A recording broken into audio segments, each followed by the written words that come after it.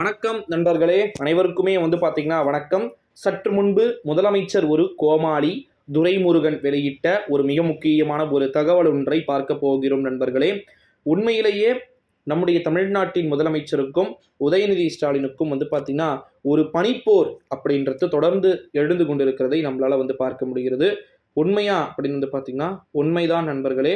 குறிப்பாக தொடர்ந்து திமுகவினருக்கும் துரைமுருகனுக்கும் நிறைய விதமான பனிப்போர் அப்படின்றது எழுந்துகிட்டு இருக்கிறது அப்படின்றத ரீசன்ட் டைம்ல எல்லாருமே பதிவு பண்ணியிருந்த கூடிய ஒரு தகவலா நம்மளால பார்க்க முடிந்தது.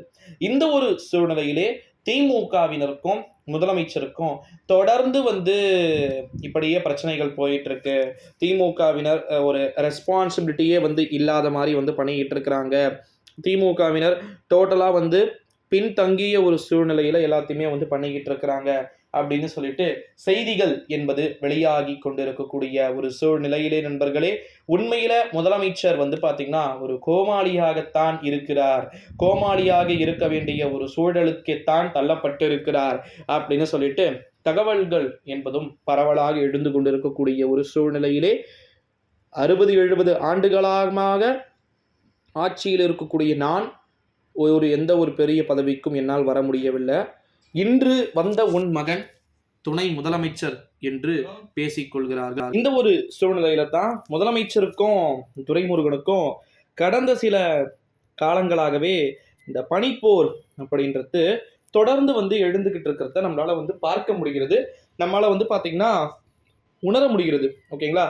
இந்த ஒரு சூழ்நிலையிலே முதலமைச்சர் பாத்தீங்கன்னா ஒரு கோமாளி அப்படின்னு சொல்லிட்டுலாம் நிறைய பேர் அவங்களுடைய விமர்சனங்கள் அப்படின்றது முன்வைத்து கொண்டிருக்கக்கூடிய ஒரு சூழ்நிலையிலே அதை வலு சேர்க்கக்கூடிய விதமாக துரைமுருகனும் ஒரு கட்டத்துல ரொம்பவே கடுப்பில் இருப்பதாகத்தான் நமக்கும் தகவல்கள் என்பது கிடைக்க வருகிறதை பார்க்க முடிகிறது நண்பர்களே.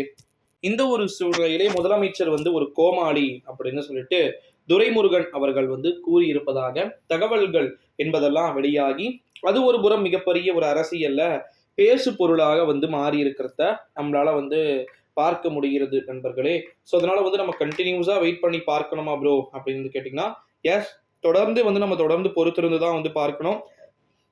திமுகவில் ஏதேனும் மாற்றங்கள் அப்படின்றது ஏற்பட வாய்ப்புகள் இருக்குமா என்பதை எல்லாமே நம்ம நிறைய விதமான கேள்விகள் இருக்கு, நிறைய விதமான விஷயங்கள் என்பது இருக்கிறது. ஸோ அது ஒவ்வொன்றையுமே பார்த்தீங்கன்னா நம்ம பார்க்கலாம் நண்பர்களே. ஸோ இந்த வீடியோவை உங்கள் ஃப்ரெண்ட்ஸ் அண்ட் ஃபேமிலிக்கு ஷேர் பண்ணிக்கோங்க. ஏன்னா இது போல் தொடர்ந்து நிறைய விதமான விஷயங்கள் அப்படின்றது இருக்கிறது. ஸோ அது ஒவ்வொன்றையுமே நம்ம தொடர்ந்து பார்க்கலாம் நண்பர்களே. மறக்காம சேனலை சப்ஸ்கிரைப் பண்ணிக்கோங்க.